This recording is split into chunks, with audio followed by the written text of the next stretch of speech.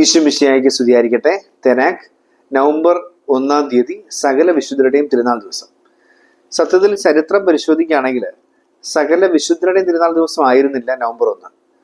ക്രിസ്തുവിന് വേണ്ടി വീരോചിതമായ രക്തസാക്ഷികളായി തീർന്ന അനേകരുണ്ടായിരുന്നു. അവരുടെ പേര് കൃത്യമായിട്ടും വിശുദ്ധരെന്ന രീതിയിൽ അനുസ്മരിക്കാൻ നമ്മൾ ലിസ്റ്റ് ചെയ്തിട്ടൊന്നും ഇല്ലാത്തൊരു കുറേ മനുഷ്യരുണ്ടായിരുന്നു. ഇവർക്ക് വേണ്ടി ഉള്ളൊരു ഓർമ്മ ദിവസമായിരുന്നു, അവരുടെ തിരുനാൾ ദിവസമായിരുന്നു നവംബർ 1. പിന്നീടാണത് സകല വിശുദ്ധരുടെയും രക്തസാക്ഷികൾ അല്ലാതെ വിശുദ്ധ ജീവിതം നയിച്ച മനുഷ്യരുടെയും കൂടെ ആയിട്ട് തിരുനാളായിട്ട് മാറിയത്. നമ്മളെപ്പോഴും ഈ തിരുനാൾ ദിവസം നമുക്കറിയാവുന്ന എല്ലാ വിശുദ്ധരുടെയും കൂടെ കോമൺ ഫീസ്റ്റ് ആയിട്ടാണ് നമ്മൾ ഇതിനെ കാണുന്നത്. നമുക്കറിയാം ഓരോ വിശുദ്ധർക്കും ഓരോ തിരുനാൾ ദിവസമുണ്ട്. എന്നാൽ ഈ തിരുനാള് എല്ലാവരും കൂടെ കോമൺ ആയിട്ട് ആഘോഷിക്കുന്ന തിരുനാൾ എന്ന രീതിയിലാണ് നമ്മൾ ചിന്തിക്കുക. പക്ഷെ നമുക്കറിയാവുന്ന ഈ ലിസ്റ്റ് ചെയ്യപ്പെട്ടിട്ടുള്ള നമ്മുടെ പ്രിയപ്പെട്ട സെയിൻസ് പറയപ്പെടുന്ന മാർ Teresa, John Paul second, Padre Pio, Carlo Acutis, അങ്ങനെയൊക്കെ അനേകം വിശുദ്ധരുണ്ട്. ഇവരുടെ തിരുനാളല്ല, അവർക്കൊക്കെ ഓരോ തിരുനാളുകളുണ്ട്. പിന്നെ ഇത് ആരുടെ തിരുനാളാണ്? അപ്പൊ ഇങ്ങനെ ചിന്തിക്കാൻ സാധിക്കും. സഭയുടെ ചരിത്രം കൃത്യമായിട്ട് പറയുകയാണെങ്കിൽ 993 ഫെബ്രുവരി 3 ജോൺ 5-ാമൻ പാപ്പ കാനനൈസേഷൻ പ്രോസസ്, അല്ലെങ്കിൽ ഒരു സഭയുടെ നിയമം അനുസരിച്ച് ഒരാളെ ആദ്യമായിട്ട് വിശുദ്ധനെ പ്രഖ്യാപിച്ചു. അങ്ങനെ ആദ്യമായിട്ട് വിശുദ്ധനെ പ്രഖ്യാപിക്കുന്ന ചരിത്രത്തിലെ ആദ്യത്തെ സംഭവമാണ്.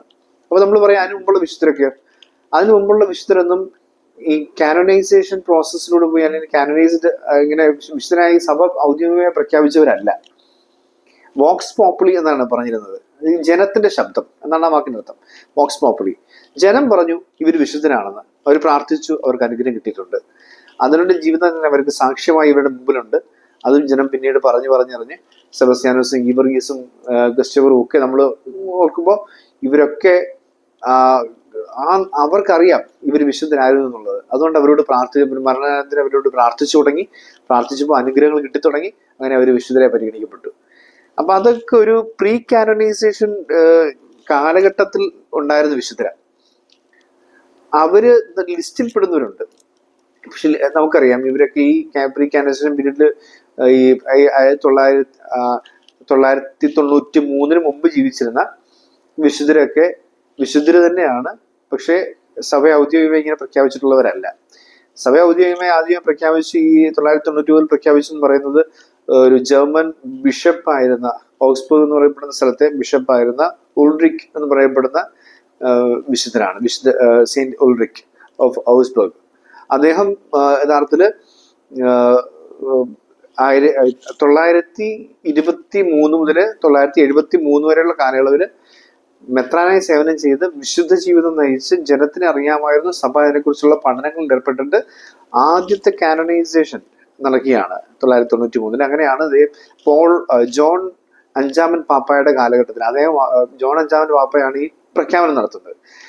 അപ്പൊ നമുക്ക് ഇങ്ങനെ കാണാൻ സാധിക്കും, ഈ പ്രീ കാനനൈസേഷൻ കാലഘട്ടത്തിൽ ജീവിച്ചിരുന്ന അനേകരുണ്ടായിരുന്നു. കുറെ പേരെ വോക്സ് പോപ്പുലി, ജനം തിരിച്ചറിഞ്ഞു, അവരുടെ ശബ്ദം കൊണ്ട് വിശുദ്ധരായി പരിഗണിക്കപ്പെട്ടു. പക്ഷെ അന്ന് ജനം തിരിച്ചറിയാതെ പോയ വിശുദ്ധരുണ്ടായിരുന്നു പ്രീ കാനനൈസേഷൻ കാലഘട്ടത്തിൽ. അപ്പൊ നോൺ കാനനൈസ്ഡ് സെയിൻസ് എന്ന് നമുക്ക് ഇവരെ പറയാൻ പറ്റും. Pre canonised non listed saints എന്ന് നമുക്ക് വേണമെങ്കിൽ പറയാം. പിന്നെ പറയുന്നത് നോൺ കാനനൈസ്ഡ് സെയിൻസ് ഉണ്ട്. നോൺ കാനനൈസ്ഡ് സെയിൻസ് എന്ന് പറയുന്ന കാലത്തില് ഈ വാഴ്ത്തപ്പെട്ടവൻ, ധന്യൻ, ദേവദാസൻ പദവിയിലൊക്കെ ഇരിക്കുന്ന അനേകരുണ്ട്.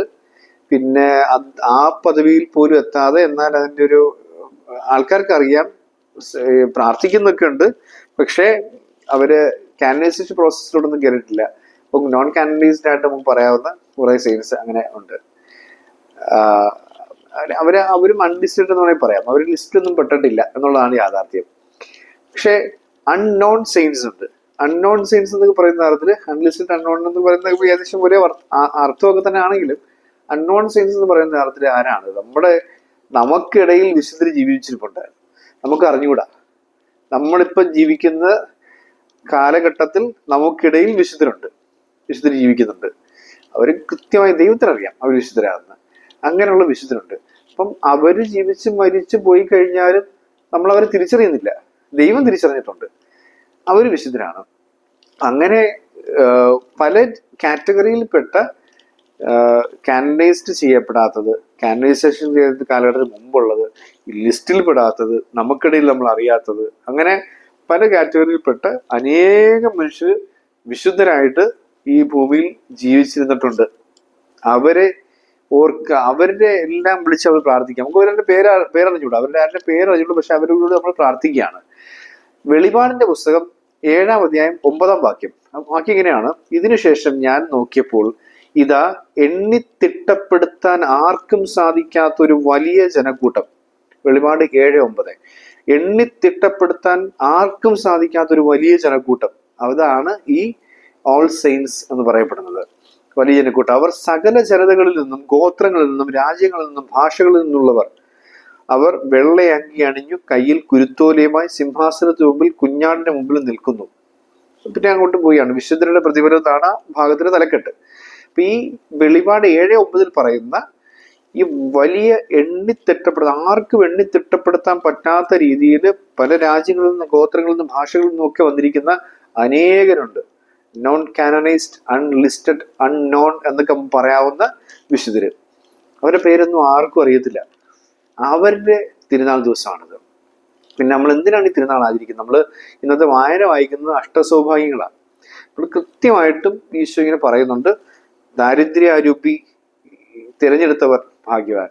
എൻ്റെ മൂല്യങ്ങളെ മുറുകെ പിടിക്കുന്നതിൻ്റെ പേരിൽ ദരിദ്രനായി എനിക്ക് ജീവിക്കേണ്ടി വരുന്നു. ഈ ക്രിസ്തുവിന്റെ മൂല്യങ്ങളെ ഒന്ന് വിട്ടുകളയുകയാണെങ്കിൽ എനിക്ക് അത്യാവശ്യം ഈ ദാരിദ്ര്യത്തിൽ നിന്ന് പുറത്തു കിടക്കാൻ പറ്റും. പക്ഷേ I choose poverty for the love of Christ എന്ന രീതിയിലാണ്.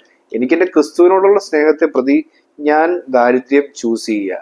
എനിക്ക് ഈ മൂല്യങ്ങളോട് കൊടുന്നാൽ മതി, വേറൊരു സൗഭാഗ്യം വേണ്ട എന്നൊരു തീരുമാനത്തിലേക്ക് ഒരാൾ എത്തുക. അയാൾ വിശുദ്ധനാണ്. ഇങ്ങനെ നമ്മൾ താഴോട്ട് ഇങ്ങനെ ഓരോന്ന് വായിക്കും. സമാധാനം സ്ഥാപിക്കുന്നവൻ ഭാഗ്യവാൻ, കരുണയുള്ളവർ ഭാഗ്യവാന്മാർ, നീതിക്ക് വേണ്ടി വിശക്കുകയും ദാഹിക്കുകയും ചെയ്യുന്നവൻ ഭാഗ്യവാൻ. ഇങ്ങനെ പലതും നമ്മളിങ്ങനെ പറഞ്ഞു പോവുക. അപ്പൊ ഈ പറയുന്ന ടൈറ്റിലുകൾ യഥാർത്ഥത്തിൽ എന്താണെന്ന് ചോദിച്ചു കഴിഞ്ഞാൽ, ഒരു നല്ല മനുഷ്യനാകാനുള്ള പാസ് മാർക്കാണ് 10 കൽപ്പന പാലിച്ചോ ഇല്ലയോ എന്നുള്ളത്.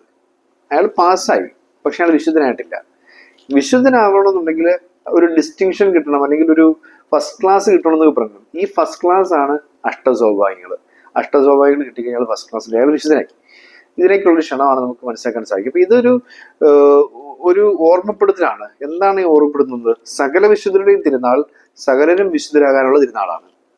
സകല വിശുദ്ധരുടെയും തിരുനാൾ സകലരും വിശുദ്ധരാകാൻ വേണ്ടിയുള്ള തിരുനാളാണ്. അതിനുവേണ്ടിയുള്ള ഓർമ്മപ്പെടുത്തലാണ്, അതിനുവേണ്ടിയുള്ള ക്ഷണമാണ്. കത്തോലിക്ക തിരുസഭയിലൂടെ ക്രിസ്തുനാഥൻ സകല മനുഷ്യരുടെ മുമ്പിലേക്ക് വെക്കുന്ന ഒരു ക്ഷണമാണ് സകല വിശുദ്ധരുടെയും തിരുനാൾ സകലരും വിശുദ്ധരാകാൻ വേണ്ടിയുള്ള തിരുനാളും ക്ഷണവുമാണ്. അപ്പൊ അതാണ് നമ്മൾ ഓർക്കേണ്ടത്. അപ്പൊ നമ്മൾ ഈ തിരുനാൾ ആചരിക്കുമ്പോൾ ഈ അൺലിസ്റ്റഡ്, അൺനോൺ, നോൺ കാനോനൈസ്ഡ് സെയിന്റ് എന്നൊക്കെ പറയുന്ന ആ കാറ്റഗറിയിൽ അനേകരുണ്ട്. നമ്മളും അതിനകത്ത് അംഗമാകണം എന്ന് നമ്മൾ ആഗ്രഹിക്കണം. പിന്നെ ഈ പ്രഖ്യാപിക്കപ്പെടുന്നോ ഇല്ലയോ എന്നുള്ളത് മറ്റൊരു വസ്തുതയാണ്. അത് കാലകാലങ്ങള് നൂറുകണക്കിന് വിശുദ്ധരുള്ളതിനകത്തുനിന്ന് ആയിരിക്കും അതിനകത്തുനിന്നുള്ളൊരു റെപ്രസെന്റേറ്റീവ് കണക്ക് ഒരാൾ സെയിന്റായിട്ട് പ്രഖ്യാപിക്കപ്പെടുന്നത്. നൂറുകണക്കിന് യുവജനങ്ങള് തീഷ്ണതയോട് കൂടി ക്രിസ്തുവിന് വേണ്ടി ജീവിച്ചിട്ടുണ്ട്, മരിച്ചിട്ടുണ്ട്.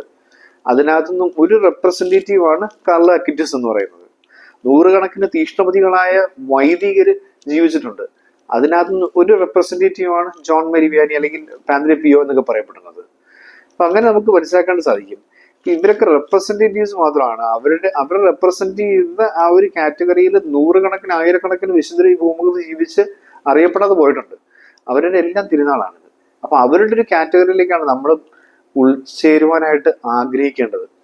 ലിസ്റ്റ് ചെയ്യപ്പെടുന്നുണ്ടോ, കാനനൈസേഷൻ നടക്കുന്നുണ്ടോ എന്നൊക്കെ ഉള്ളത് ഒരു സെക്കൻഡറി കാര്യം. ദേവദാസൻ, ധന്യൻ, വാഴ്ത്തപ്പെട്ടവർ, വിശുദ്ധൻ എന്ന പദവിയിലേക്കൊക്കെ പ്രാർത്ഥനയുടെയും പഠനത്തിന്റെയും ഒക്കെ അടിസ്ഥാനത്തിൽ നമ്മൾ പ്രഖ്യാപിക്കപ്പെടുകയില്ല എന്നുള്ളത് രണ്ടാമത്തെ കാര്യം. പക്ഷെ ജീവിക്കുക എന്ന് പറയുന്നതാണ്, വിശുദ്ധനായി ജീവിക്കുക എന്നുള്ളതാണ് പ്രൈമറി കാര്യം. ബലഹീനരായ നമുക്ക് കുമ്പസാരത്തിലും കുർബാനയിലും ശരണപ്പെട്ടുകൊണ്ട്, വചനത്തെ മുറുകെ പിടിച്ചുകൊണ്ട്, പരിശുദ്ധ അമ്മയുടെ സഹായത്തോടു കൂടി, വിശുദ്ധരുടെ പിന്തുണയോടുകൂടി സകല വിശുദ്ധരുടെയും ഗണത്തിലേക്ക് എണ്ണപ്പെടുവാനായിട്ട് നമുക്കും ശ്രമിക്കാം. അതിനുള്ള ക്ഷണം സഭ നമ്മുടെ മുമ്പിലോട്ട് വെക്കുമ്പോൾ ആ ക്ഷണം നമുക്ക് സ്വീകരിക്കാം. സകല വിശുദ്ധരുടെയും തിരുനാൾ സകലരും വിശുദ്ധരാകാനുള്ള തിരുനാളാണെന്നുള്ള ബോധ്യത്തിൽ നമുക്ക് ആഘോഷിക്കാം. ദൈവം അനുഗ്രഹിക്കട്ടെ.